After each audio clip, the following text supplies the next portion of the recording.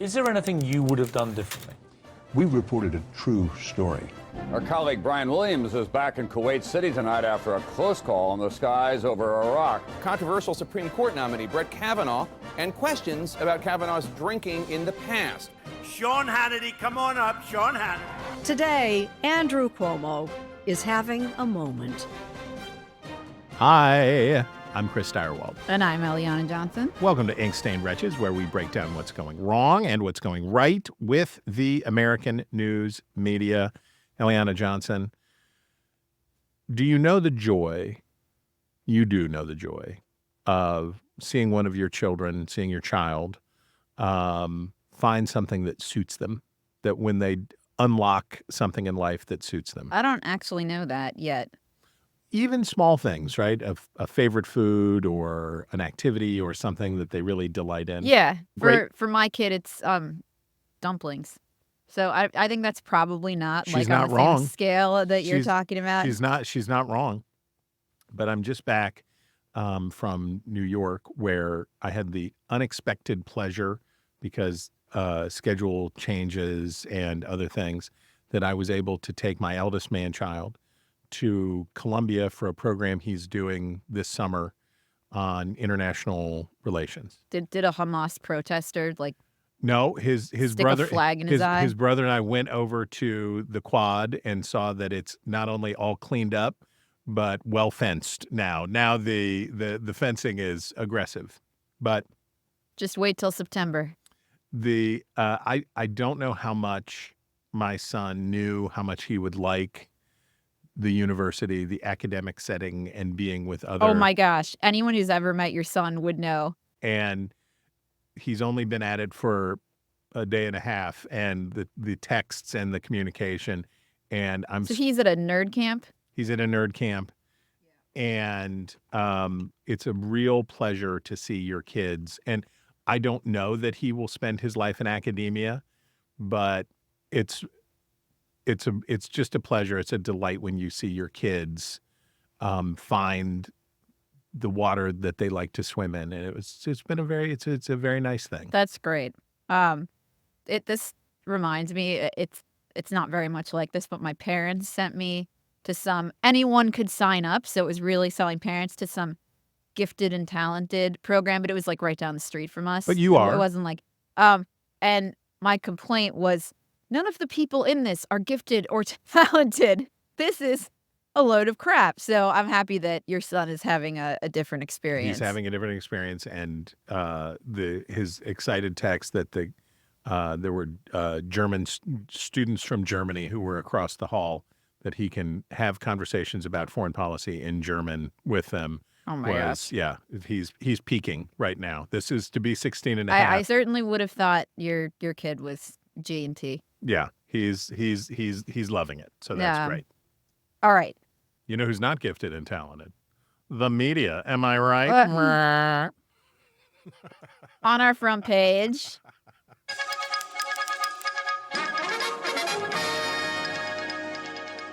Chris, we got to start with the coverage of Kamala.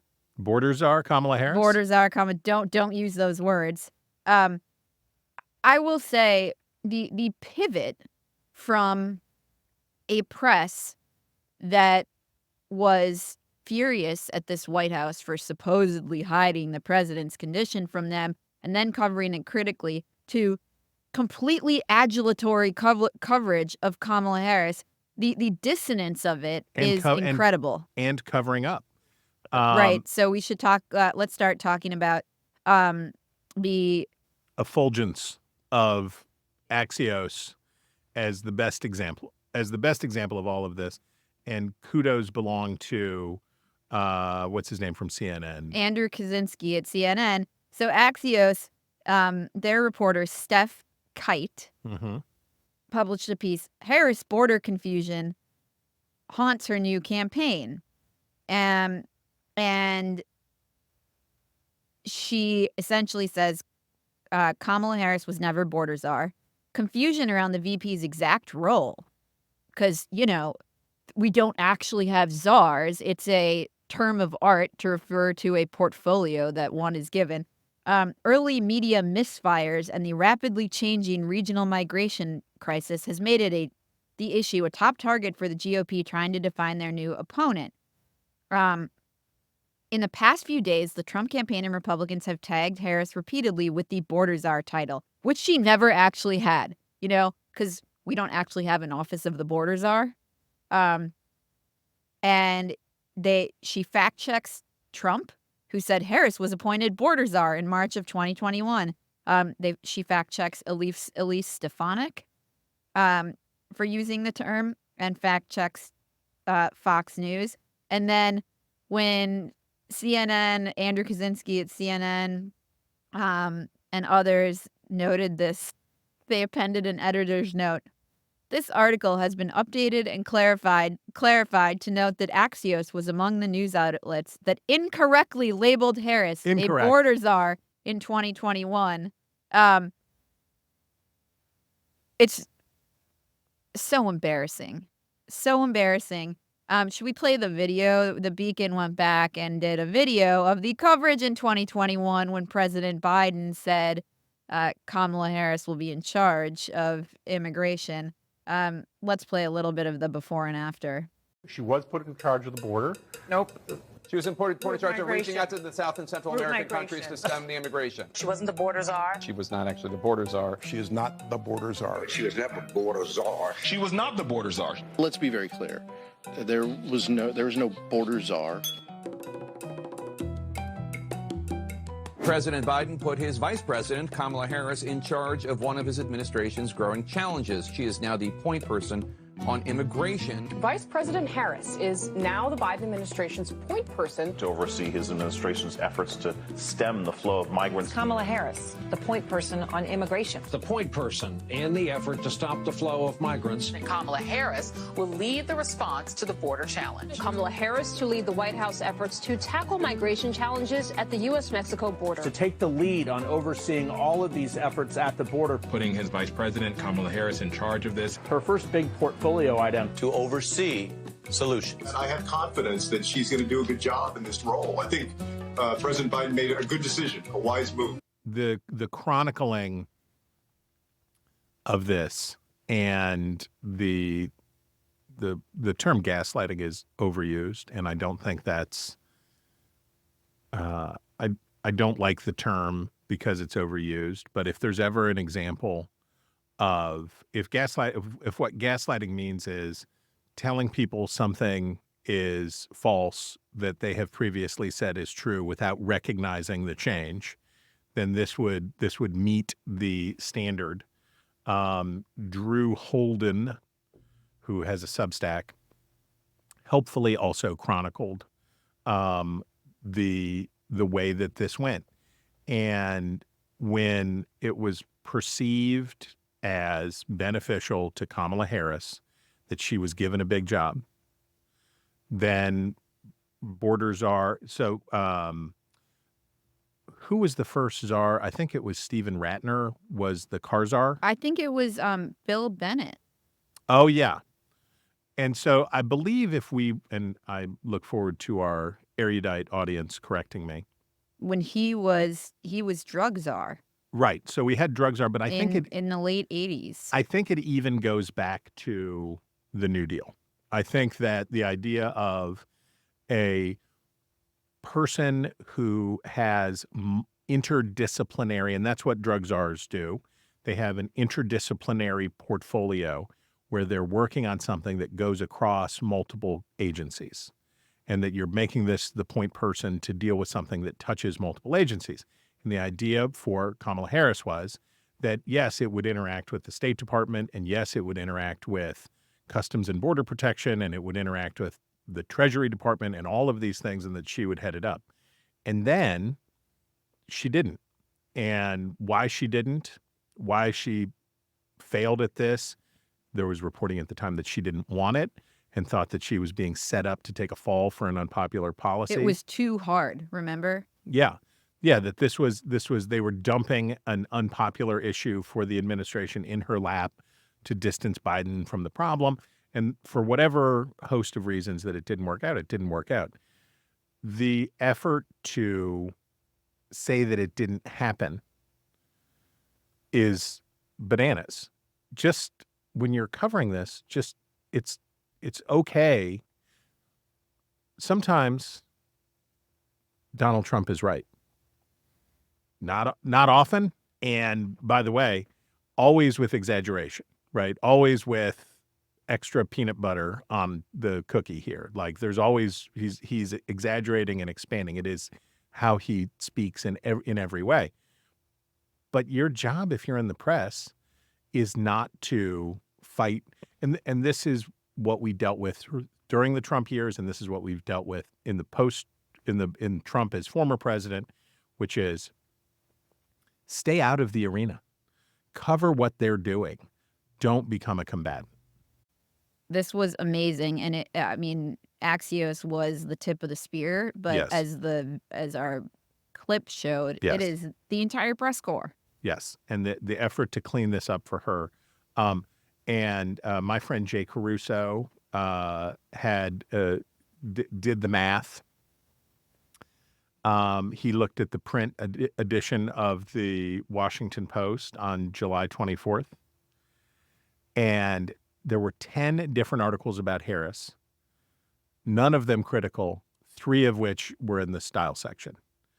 The relief, the wave of relief in the press that Kamala Harris is in and Joe Biden is out, and I can only compare it to one thing, which is what happened when Hillary Clinton was dethroned as the Democratic front runner in 2008. The Obama vibes are real. The enthusiasm to be rid of this unpopular figure from the old Democratic era and replaced with a new, diverse, interesting, different person. It is a wave of relief, and it manifests itself in this kind of coverage. There's a real effort to turn her into a cultural figure.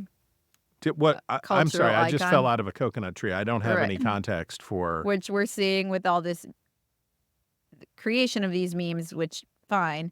But then the coverage of them in the press, and the press playing into the effort to turn her into this hip cultural icon, which we also got in 2020, where there was coverage of her Converse shoes and how cool and fun she was to go shopping with. And now we're seeing it really in overdrive. And I think the real question is, will this persist through November? Or will the press start covering her critically? Can she be as good as Obama? She wasn't in 2020. Barack Obama, whatever anybody thinks of Barack Obama, his gifts as a communicator were real, right? He was good. He could do the interviews. Now, they were favorable interviews. But what about Eugene Daniels? President of the White House Correspondents Association. This relates to many left-wingers and then some members of the press piling on to Brian Kilmeade, who was criticizing Kamala Harris's decision not to attend the Netanyahu speech, and said she'd rather address a college sorority, where she was speaking at a college sorority. And he said in a tweet that Kilmeade had said she'd rather address a colored sorority, and oh my gosh, how racist this is. And that went everywhere.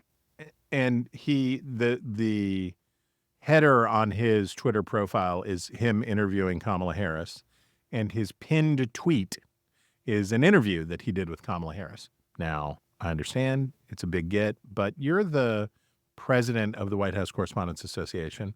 Maybe be cool. Maybe relax about this stuff. This somebody mentioned to me yesterday that the coverage here, it reads more, and it's been for a long time, particularly his coverage in Playbook, reads more like he writes Politico Playbook in addition to being president of the White House Correspondents Association. Now, it reads more like rapid response for Kamala Harris than it does as a reportorial. Let's listen to what Brian Kilmeade said. Sat down for an interview. When she sits down in an interview and says, do you want to fund ICE? Where do you stand on Medicare for all? Why didn't you show up?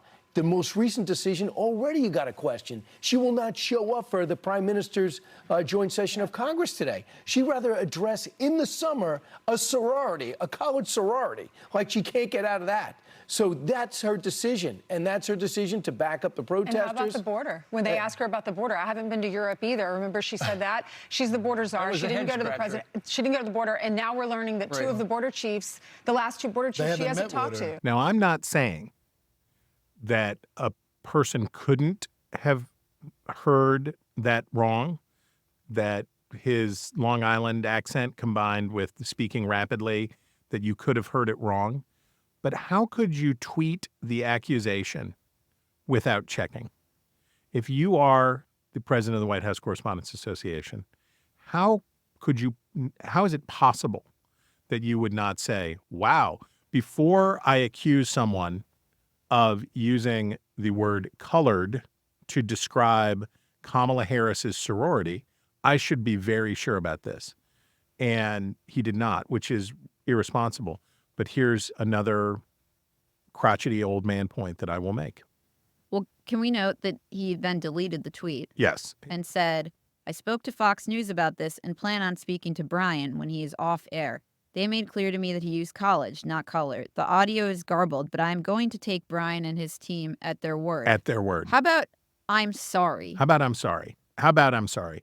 And the crotchety old man answer is, you have a job to work for Politico. Put it through Politico. Stop tweeting everything. Stop racing to get out the next tweet so that you can have the tweet that gets ahead of the whatever. Take a breath. You have a job. You have an editor. You exist in the context of all that has been before you.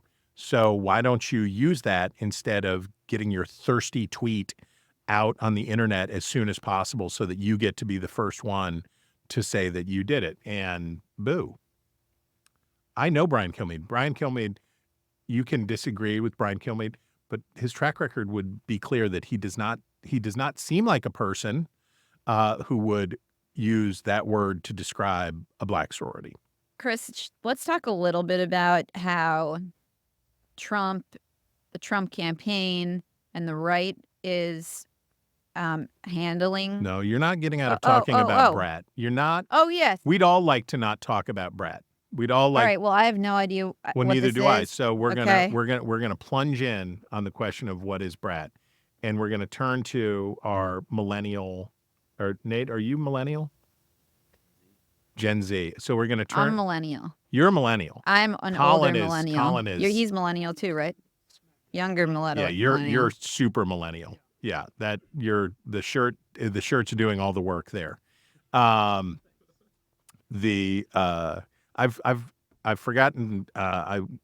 Somebody was asking about you, and I told them that your nickname was Lake Washed, and I realized that I need to get back to referring to you as Lake Washed because that is your canoe-facing energy, and I need to honor that. I need to honor that. Okay, what is BRAT? All right, so it's about being ratchet. Yeah, like owning it. Okay, so Eliana, this energy was embraced by the Kamala Harris campaign. Yes. BRAT is an adjective, not a noun. Okay, she's not a brat. She is BRAT. And this does not relate to bratwurst, which I was excited when it first started that maybe bratwurst was going to be big, but no, sorry. Okay, and the reason I include my friend Jeff Maurer's Substack here is he has a hilarious piece, which is BRAT explained by a veteran journalist who has to accept whatever assignment we give him. And I seldom have felt anything more. And he writes it. It's a satire written in this man's voice. I feel compelled to report that I consider the information in the preceding paragraph under source. My primary source is my grandnephew, Stewie, who was kind enough to talk to me on the phone, even though he was, quote, tripping balls on edibles. My mentor, Ben Bradley, taught me never to publish without two reliable sources, but unfortunately my contacts in the British government, which includes several high-ranking cabinet ministers and a well-placed source in MI6, had no information on Ms. XCX. I might be wrong. Editor Jeff Maurer told me to simply Google it, dumbass. But that mostly led to web pages with pop-up ads for vape pens, clothing with writing on the posterior. So the information gleaned from Stewie will have to suffice. I feel you. I feel you.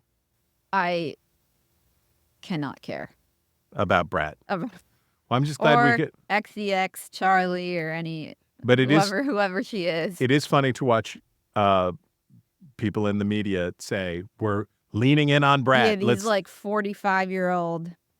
Let's get to the bottom of all. Let's do the explainers of all of that.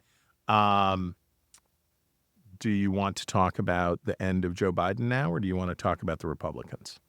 Oh, we got to talk about the Biden. Okay. The Biden, but speech. It's a republic. If you are, it's a republic.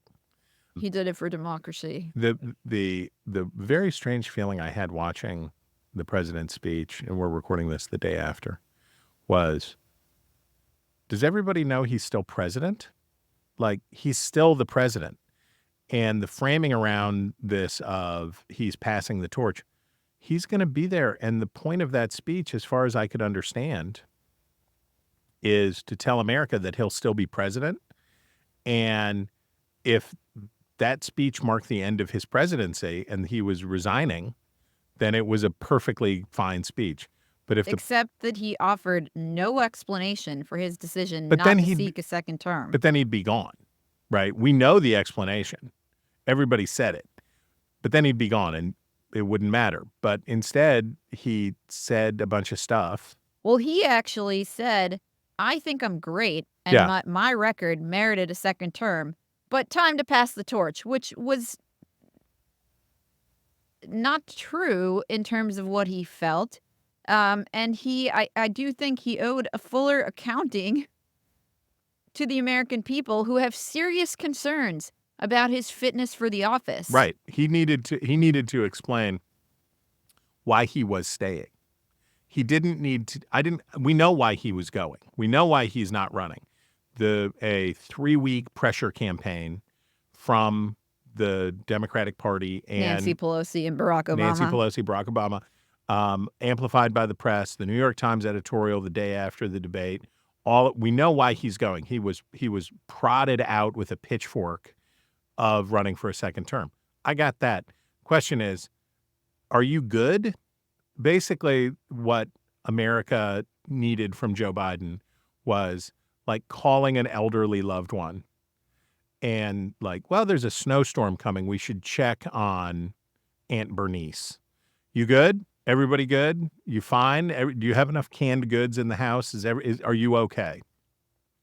And I do not believe that Joe Biden left, or certainly I can say with me, I do not believe he answered the question that is most pertinent, which is he prepared to be, we only have one president at a time. Kamala Harris isn't the co-president, right? She isn't the assistant president. She's the vice president who now presumably will devote 90% of her time to running for the office of the presidency. I did not leave that Oval Office address saying he's got it. Now that he's taken the campaign out of his portfolio, he's good to go. One does have to wonder what America's enemies thought of those remarks, because he did not seem up to the job. No. He looked like a cadaver behind that desk. Yes, and he's to evoke pathos is to be pathetic. And he does not, the Republicans who are demanding Biden step aside have their reasons for wanting Biden to step aside, and they're selfish reasons. And I get it. But it's also not an unreasonable question. And for Democrats who have just spent 2.5 years saying he's fine. How can you ask about whether he's fine? They're not great witnesses on his behalf, right? And how this works and what they're going to do, I don't know. But I'm going to say something that I probably should not say, which is I don't think that Joe Biden will complete his term as president. If Kamala Harris wins as president, wins the presidency, I can't imagine. I mean, maybe he stays as president emeritus and they don't make him resign, but he just is. We're just running a university here. Yeah, he's just hanging around. It's like a law firm. He's still on the letterhead. But he's of counsel. He's of counsel. I don't see the way that he remains as commander in chief. Maybe I'm wrong. But I don't see it.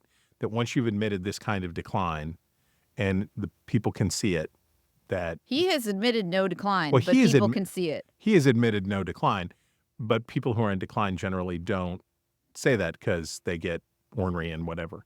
I did find hilarious headline from Politico: Feds discover transcripts of Biden chats with biographer, and all of the efforts with the Robert Hur audio and the things that they were fighting to keep secret.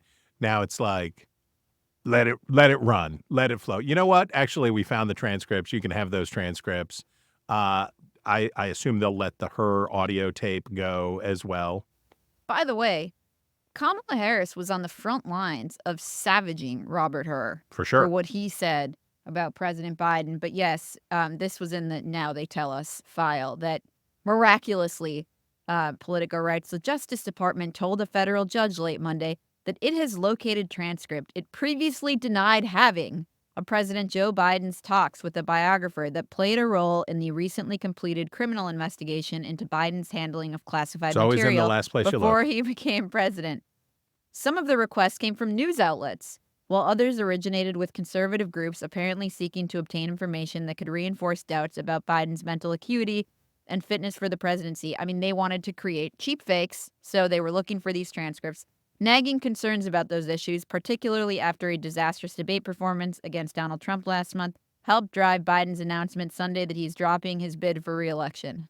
Yeah, and if I may, a word about the Republican allegations that Kamala Harris was part of the cover-up. Of course she was. Of course she was part of the cover-up. But Mike Pence was part of the cover-up that Donald Trump was not a lunatic. And Joe Biden was part of the cover-up that Obamacare was popular, or that Obamacare was unpopular and ill-conceived and poorly executed. Dick Cheney was part of the cover-up that the Iraq invasion went awry. Like, yeah, that's note to the media. Of course, they're partisans. That's what they do. They tell you what is in their interest, not as in what is in your interest. One other thing I found interesting since Sunday, when Biden made this announcement that he's dropping out, is we got the first really, not the first, Alex Thompson and Axios was doing good reporting on Biden's aging, but the first collective media effort to do really hard-hitting reporting on the Biden administration and Biden's condition between the debate and Sunday when he dropped out. That has completely ceased since Harris made her announcement that she's running. And why? The cover-up is still the biggest national news, one of the biggest national news stories. These people are still in the White House. They're still running the country. And I am really curious to see if that line of reporting will pick back up. I want to know more, and we'll get to my favorite items, this wonderful Wall Street Journal story that was written, but there is still so much to be told about who knew what and when about this and the efforts that were undertaken to shield this president. And all of a sudden, on a dime, the entire press's reporting flipped from Biden's condition to Kamala adulation. Well, one of the things that makes me believe that Biden will not serve out his full term in office is exactly that. which is this week, is relief, a feeling of success. They did it, right? They did it. They tried to get Joe Biden out of the presidential race, and they succeeded. So they feel accomplishment. They feel jubilation that they have this better, more interesting story that's better for Democrats to cover. They have all of that stuff going for them. But I predict that when we gather next week, the dew will be off of the rose, and it will be too much work has begun, and there are too many hard feelings. Like Ed O'Keefe, take that as an example. When you humiliate, when you embarrass reporters, right, you lie to them and do all of that stuff, that doesn't all go away. And right now, they're in the afterglow of their success. But I think that this will be a problem in the long run for Biden. I'm not sure. I think to the extent it hurts Kamala. No, how dare you? They won't. How they dare won't you? do it. How dare you? Kamala like Mamala. Hunter Chris, Biden. You wanted to talk about this Hunter Biden lawsuit? Yes, Hunter Biden, AP News headline, Hunter Biden drops lawsuit against Fox over explicit images featured in streaming series. I find the Hunter Biden part of this story just tremendous. Hunter Biden, when his father was running for president, was doing everything that he could, it seemed like, to make his father's job harder. Appearing, showing up at Congress, suing his critics, fighting, defiant, getting his stepmom to come to the trial, doing all of these things that were harmful to his dad. His dad drops out of the race. Hunter Biden's like, I'm good. I'm out. See you later. And this guy, I got to tell you, quite a guy. This is quite a guy, this Hunter Biden, quite a guy. Amazing. Chris, we wanted to get to this follow-up file where I was wrong about this. I'm not saying. The Reid Hoffman advisor, Dimitri Melhorn, yes, who sent a memo to the press saying that they should look into allegations that was staged. Trump's assassination was staged. I said, no, and Melhorn's not going to fire this guy. He's going to stay on in this role. Well, he has parted ways with Reid Hoffman, so good on him. Good on him. We wish him well. Yeah, best wishes. Chris, so let's talk about Trump, the Trump campaign, their response to Kamala. I think you can see that the line of attacks against her are, her messaging against him is prosecutor versus criminal, and it's still sort of TBD, right, how he's going to attack her.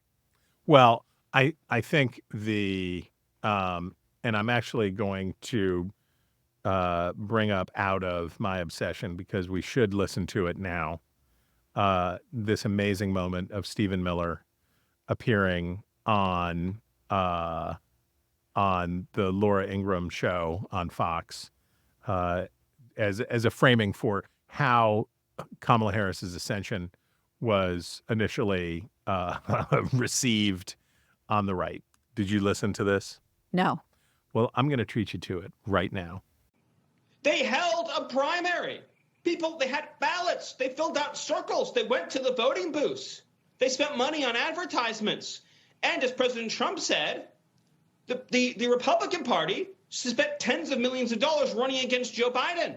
Now they just woke up one morning and said, never mind, we're canceling the entire primary.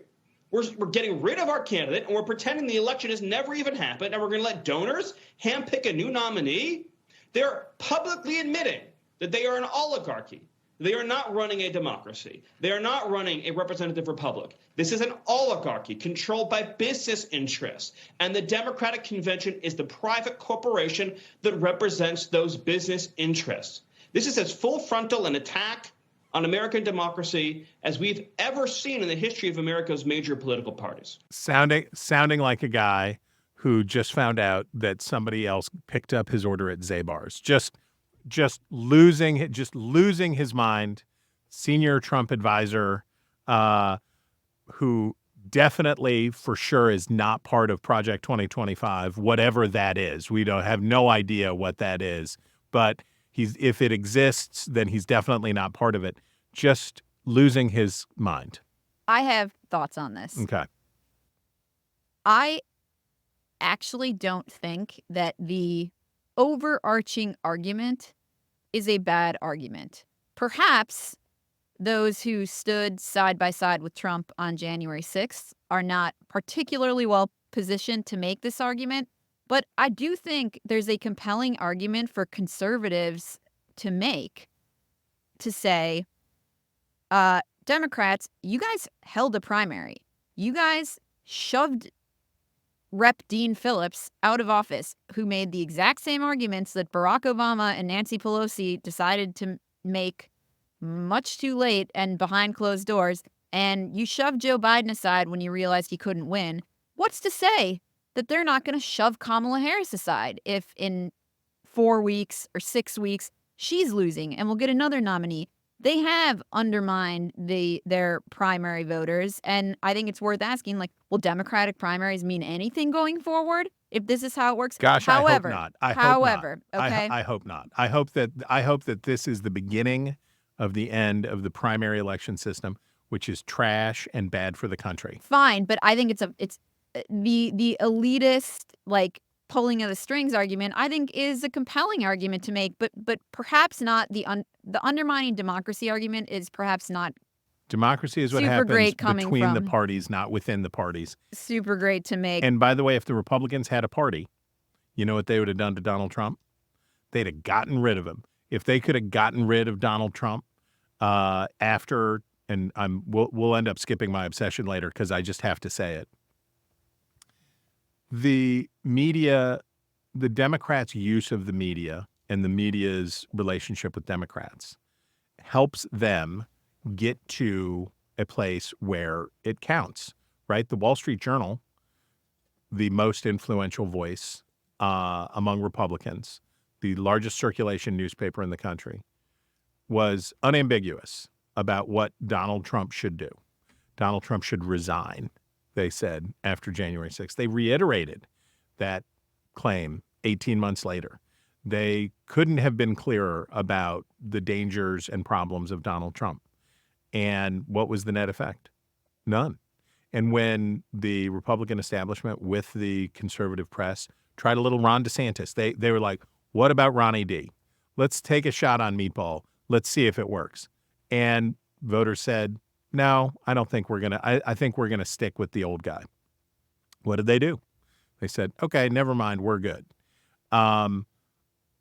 Weak parties produce more partisanship and bad outcomes. Joe Biden was unfit. He was obviously unfit. We knew it. We saw it. Democrats did a self-interested thing, but a rational thing, which is to say, oh, no, we can't have this guy continue on. And this is not in response to you because you're making a good political point, which is there's something to be said about reaching out to the 15% of the Democratic Party that doesn't want Harris, that feels uncomfortable. These are people maybe you can push over to Robert F. Kennedy Jr. These are people maybe you can get to stay home. You can reinforce the message of the unfairness of it. But as a general principle, I wish both parties acted this way.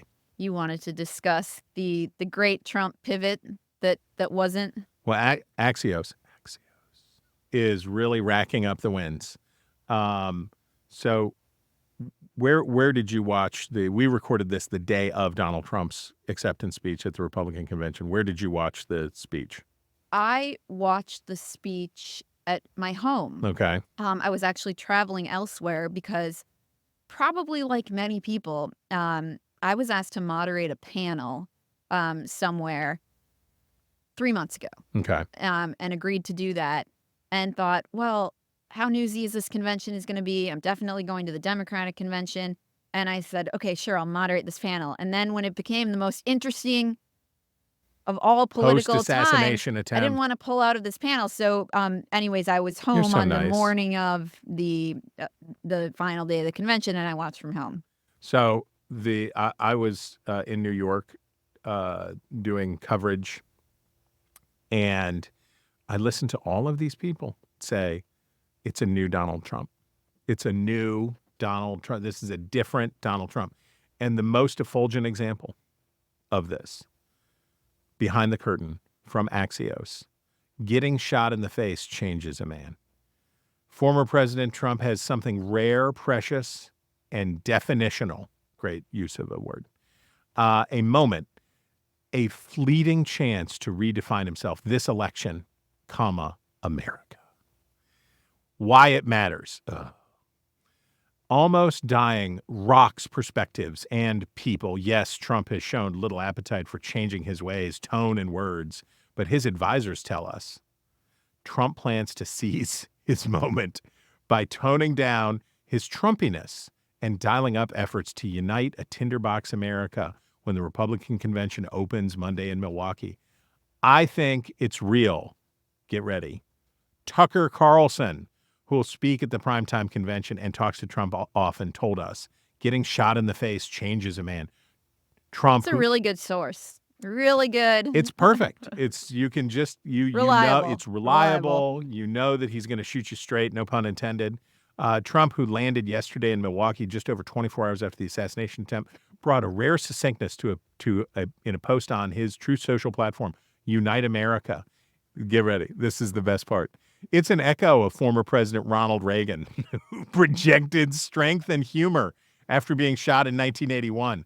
The late David S. Broder, legendary Washington Post political dean, recalled decades later that Reagan was politically untouchable from that point on. He became a mythic figure. Trump said in an interview Sunday with Washington Examiner Selena Zito, a Pittsburgh native who has long covered him, that he's rewriting his Thursday convention speech to take advantage of a historic moment and draw the country together. Now, that piece influenced every network, everything, and they pushed out, Trump's advisors pushed out, it's a new Trump, it's a different Trump, he's a changed man, getting shot in the face changes you. And everybody did it. And I sat on set and I thought, I don't think so. I don't think so. Maybe, right? Maybe that's true. And, maybe it's true that I will become a vegan. It's possible. Like it's possible that I will adopt a vegan lifestyle. Unlikely.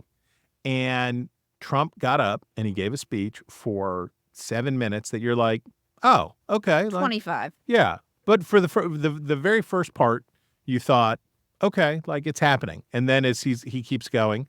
And here's the thing that they all forget about Donald Trump. And we talked about it when it happened. You remember when Sean Hannity said to him, you're not going to be a dictator, right? People say you're going to be a dictator.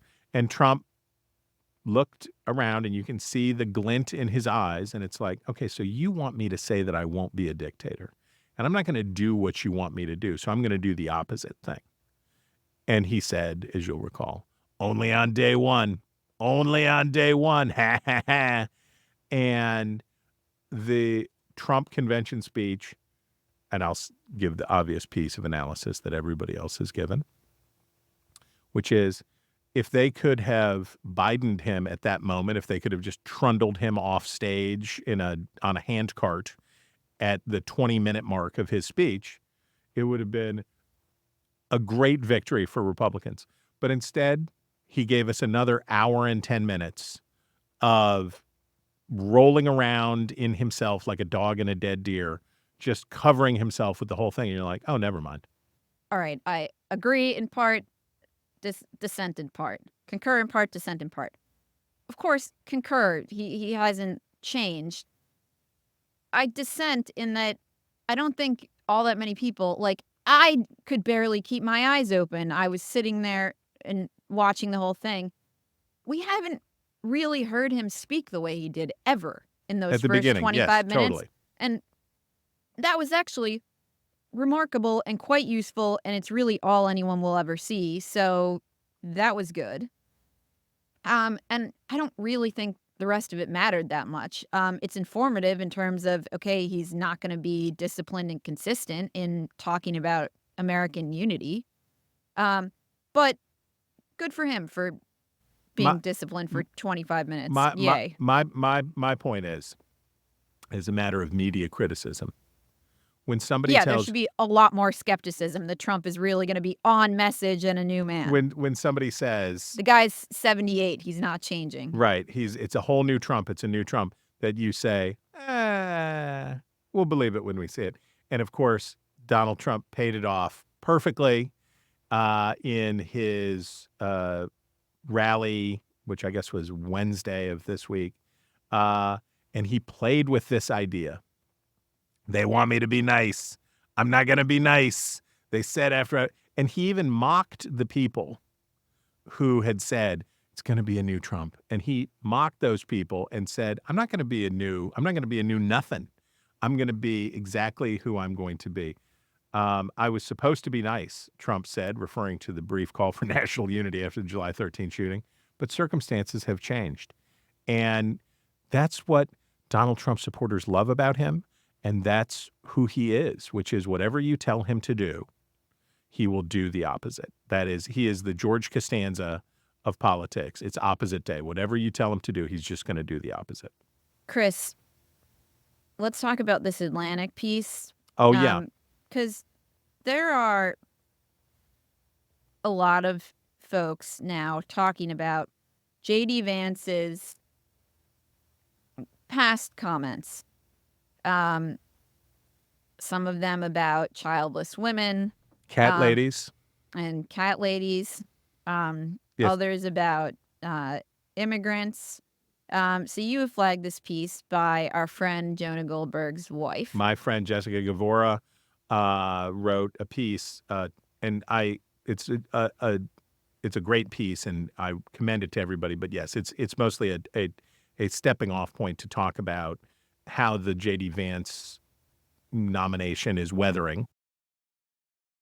And one of the things that, of course, for me, and people using the word hillbilly, I can say that because I am from West Virginia. And even other people from West Virginia don't always like it when I say it.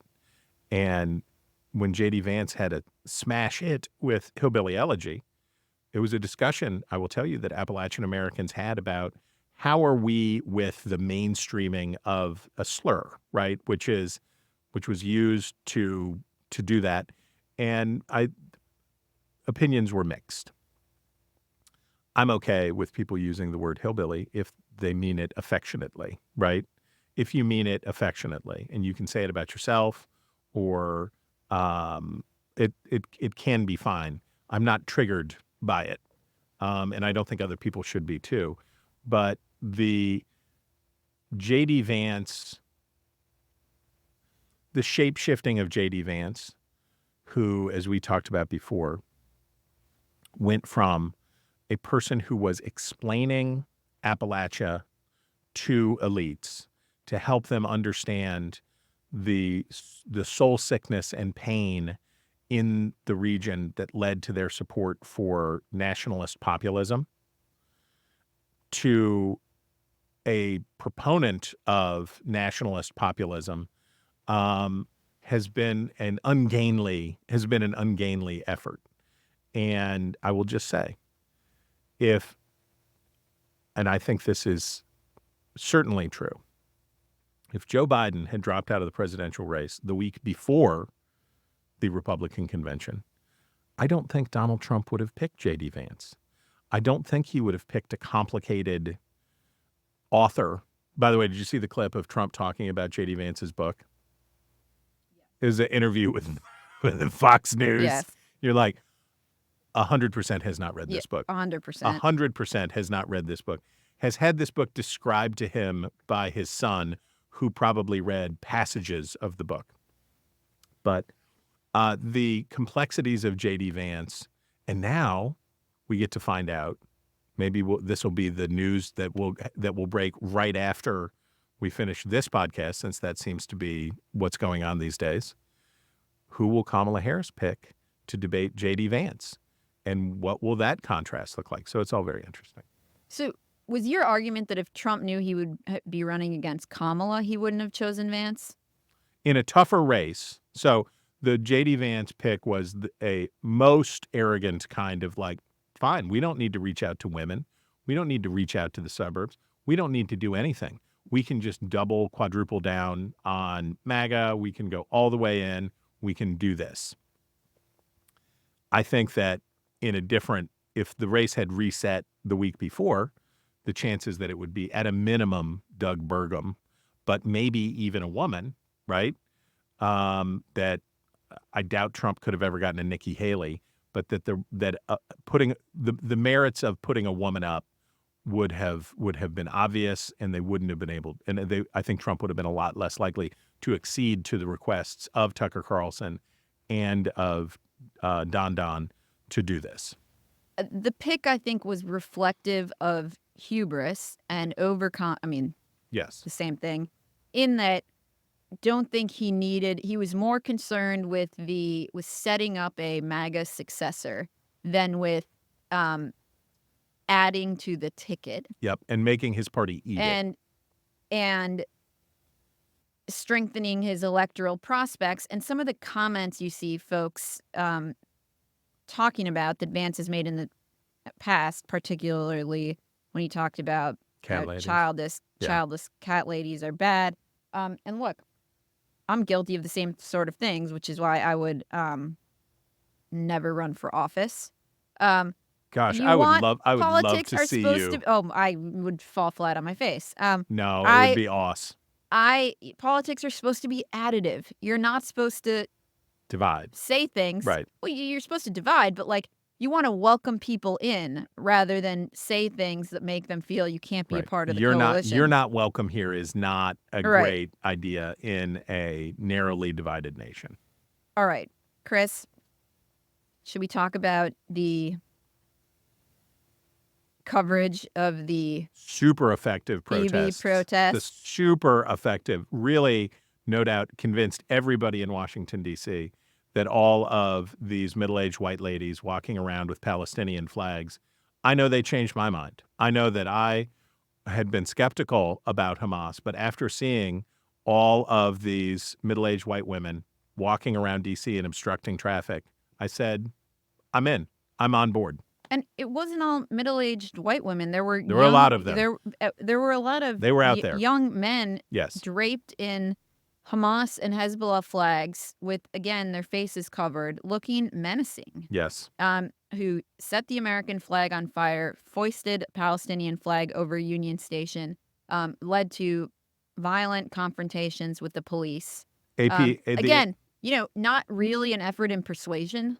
The AP headline is magnifique. Netanyahu's visit sparks wave of protests in D.C., with all sides criticizing the Israeli leader. All sides. All of the protesters who came were critical of the Israeli leader. So what you're saying, AP, is that no one supported, there were no virulent, intense anti-Hamas protesters, no anti-Hamas people spray painted any monuments or desecrated any buildings in their protests against Hamas. Well, I guess there you have it. All sides. Could we get a piece that's all sides who attended the speech in the Capitol gave rapturous applause. For Israeli leader. Rapturous. Huge fans. Rapturous. And then Politico tweet. Yes, this is excellent content. Republicans pounce after Netanyahu protesters burn U.S. flags and wave Hamas ones instead. Is it not noteworthy in and of itself that the protesters were burning that the way that protesters are expressing their criticism of Israel's war in Gaza is to burn American flags and wave the flags of a U.S. designated terrorist groups? No, it's Republicans seize on it. Republicans are pouncing. They're pouncing on these protests. And my other complaint about this story and this coverage generally is, do you think any Democrats had a problem with this? Do you think there were any Democrats who had a problem with this? Yes, I'm sure that if you were to talk to Jake Auchincloss, or you were to talk to, he wore a suit, John Fetterman, I'm sure that you could find some Democrats who also took issue with these protests, making it just perfect. That brings us to our style section. Yes. where the AP has a piece. Restaurant critics' departure reveals potential hazards of the job. And it is about the New York Times restaurant critic, Pete Wells. Yes. Stepping down, citing obesity. A throwback to our Vic Mattis guest podcast. And Wells tells the AP, intellectually, it was still really stimulating, but my body started to rebel and say, enough is enough. I just had to come face to face with reality that I can't metabolize food the way I used to. I can't metabolize alcohol the way I used to. And I just don't need to eat as much as I did even 10 years ago. To write a review, food critics usually make 2 to 3 visits to a restaurant and bring a handful of dining companions so they can taste as many dishes as possible. If the restaurant has a special focus on wine or cocktails or desserts, they try those too. All that restaurant eating can take a toll. In a 2020 study published in the Journal of Nutrition, researchers at the Friedman School of Nutrition Science and Policy at Tufts University found that 50% of meals at full-service U.S. restaurants and 70% of those at fast food restaurants were of poor nutritional quality according to American Heart Association guidelines. Less than 1% were of ideal quality. I get it. Would you be a good restaurant critic? No, I don't have a refined palate. I mean, I think you would do all right. No, I don't know. No? Would you? I think you do good. I mean, I'm a glutton, so yes, I would. I'm here for it. I would weigh 350 pounds, and you'd have to trundle me around, but I'd need a gurney. I'd be like Mr. Creosote from Monty Python, but yeah, I could do it. I think another thing that Wells alluded to and others have alluded to, it takes the joy out of it also, right? It becomes, and the relationship between you and your reader, it would sap the joy of some of this. So I totally get it. Chris, that brings us to our obsessions of the week, where we break down these stories we can't get out of our heads. And mine is a fascinating New York Times piece, headline, The Secret Battle for the Future of the Murdoch Empire. And it is a long piece about a lawsuit that Rupert Murdoch and Lachlan Murdoch have filed, trying to change the terms of Murdoch's inviolable trust that was to leave, of course, Rupert Murdoch is 93, that was to leave control of the Fox Corporation equally shared between his 4 children, James, Elizabeth, Prudence, and Lachlan. Mm-hmm. And he now wants to change the terms to leave control to Lachlan. And the other 3 children are challenging this. And Murdoch is quite concerned, given the political views of the other 3 children, that this will change Fox News. And so he has to show in court, this piece explains, that he's allowed to change the trust so long as it is in the interests of all of his heirs. And so he must demonstrate, and it's interesting, the former Attorney General Bill Barr is working for him, that the changes in the trust to leave control to Lachlan are in the interests of all of the children. So he's saying that changing the political tenor of Fox News would hurt everybody. And I just wanted to read this bit to bolster his argument that he's making the change in order to benefit all of his heirs. Mr. Murdoch has moved to replace 2 of his longtime executives as his personal representatives on the trust with 2 people with more independence. One is William P. Barr, an attorney general under Presidents George H.W. Bush and Trump, who was also a guest at Mr. Murdoch's most recent wedding. It notes that Lachlan was the only child to attend his 5th wedding. The court document shows that Mr. Barr is leading Mr. Murdoch's effort to rewrite the trust. It quotes Mr. Barr's statement when he introduced Mr. Murdoch's move at the special meeting of the trust on December 6th. Mr. Murdoch, he said, quote, knew the companies and the environment better than anyone else and believed that Lachlan was in the best position to carry on that successful strategy. So this is a story to follow, as it could have profound implications for the future of the Fox Corporation. Wild. Very interesting. I decree it wild.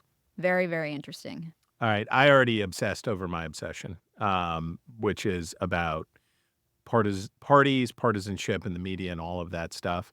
But I include here Jonah Goldberg's wonderful piece, "The Media Are Not Instruments of the Parties." And this is the flip side. So in my piece, the media does to Biden what it couldn't do to Trump. I talk about how the relationship between Republicans in the media and the relationship between Democrats in the media are so different, even with friendly media, right? So it's not just that Republicans dislike the mainstream media or the liberal media. They dislike their own media. They're not into that.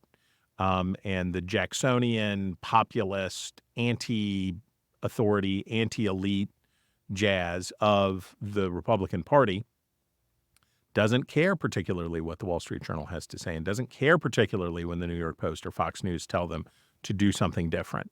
And that's all very true. Jonah makes the important, useful counterpoint, which is, I think, the theme of my work on this show throughout. How long have we been doing this? 3 years? We've had 3 years of Wretches. My gosh, look at us. Coming up on 3 years. Hopefully there'll be a release of doves or something, or we'll get Grimace in character to come and bring us McRibs. But Jonah's point, which he makes frequently and deserves to be made here, and we alluded to this in talking about Kamala Harris and the coverage of Kamala Harris. If you work in the media, your job is not to help a party. It's not why you're there. If you are an analyst, analyze. Disclose against interest. Say what you actually think. Do that. If you're an opinion writer, your opinions may align, but your duty is not to your party. It is to your reader, your listener, your viewer. It's to yourself. It's to be true to yourself. Let the parties take care of the work of being partisan. Let them do that. You do your job. And the degree to which, and Jonah has had this experience to an extraordinary degree. I know it very well.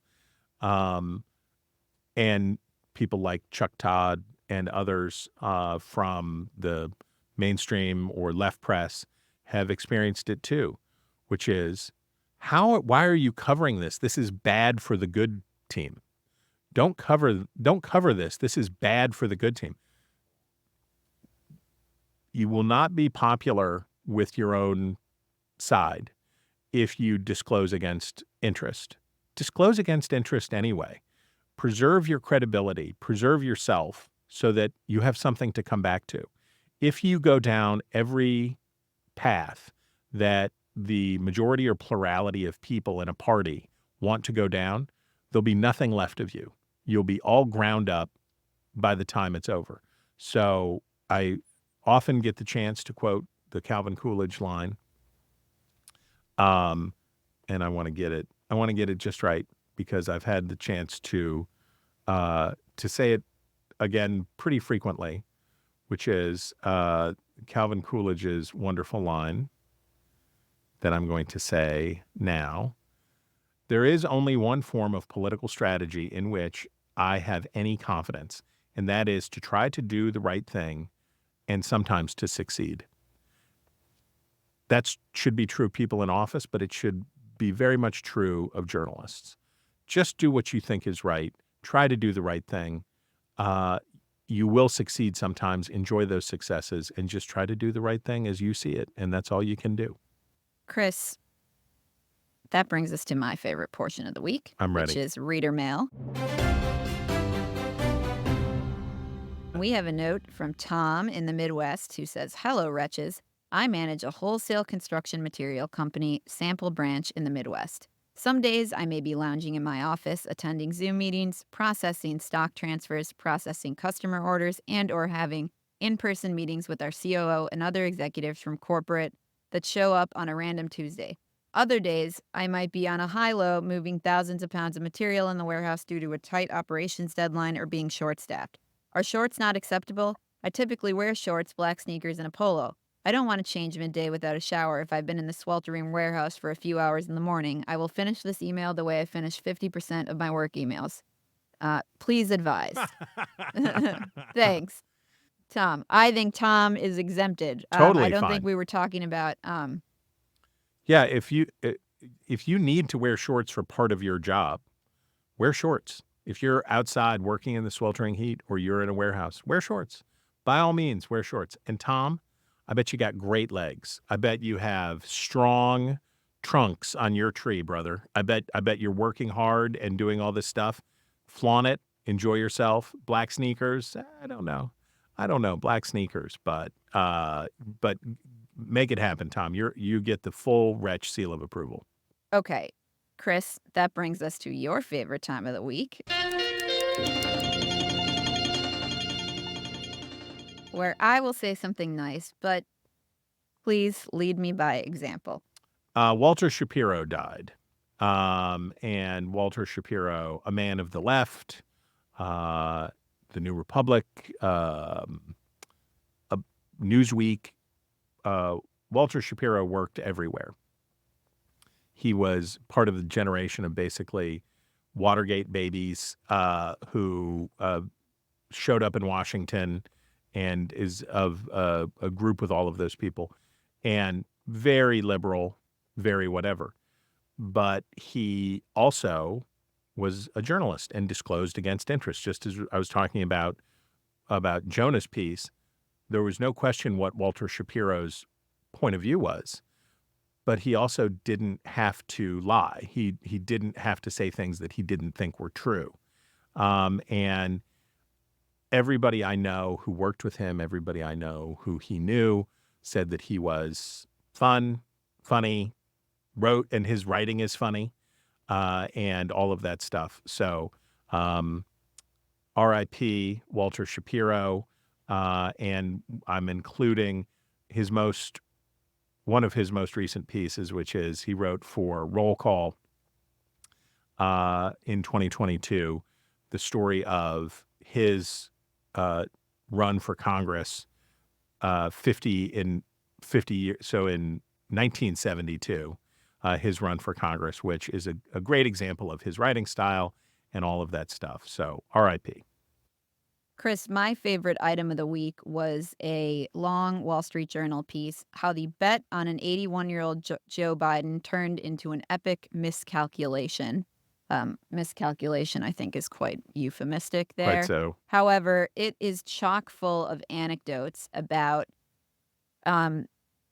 Democrats' internal concerns about Biden, starting with a meeting Biden had with lawmakers on Capitol Hill in 2021. In 30 minutes of remarks on Capitol Hill, Biden had spoken disjointedly and failed to make a concrete ask of lawmakers, according to Democrats in the room. After he left, a visibly frustrated Pelosi told the group she would articulate what Biden had been trying to say, one lawmaker said. It was the first time I remember people pretty jarred by what they had seen, recalled Representative Dean Phillips, who would go on to mount an unsuccessful primary challenge to the president. Another Democrat quoted in this piece is Lloyd Doggett of Texas, There you who go. says, "I'm really concerned about what we were not told during these months. I remain concerned about that for whatever reasons, this overprotective, stage-managed kind of operation not only appears to have denied the American people broadly of an understanding of the president's current situation, but also other elected officials." And then the best was White House spokesman Andrew Bates said on Sunday, "President Biden has given over 50 interviews this year alone, recently held a 1-hour, thorough press conference, done over 580 gaggles with the White House press corps in office, and travels the country speaking directly to the American people about his agenda for making their lives better." Yeah. Oh, yeah. Ron Klain, who attended the October 2021 meeting and was Biden's chief of staff at the time, said Biden made brilliant decisions. And the Journal notes this account is based on interviews with more than 4 dozen current and former administration officials, campaign aides, donors, lawmakers, congressional aides, and foreign diplomats. And it's a pretty thorough account of the cover-up. And yet, I think makes clear there's still a lot we don't know. Yep, and that's but I'm standing by my bet. It's a really thorough and excellent report. So I commend it to everybody. Hear, hear. That is all the time we have for the news about the news. If you have a story you want us to talk about, email us at wretches@nebulouspodcast.com and sign up for our newsletter at nebulouspodcasts.com. This has been Inkstained Wretches from Nebulous Media, produced by Colin Chicola. Find us on iTunes or wherever you get your podcasts. Just search for Wretches.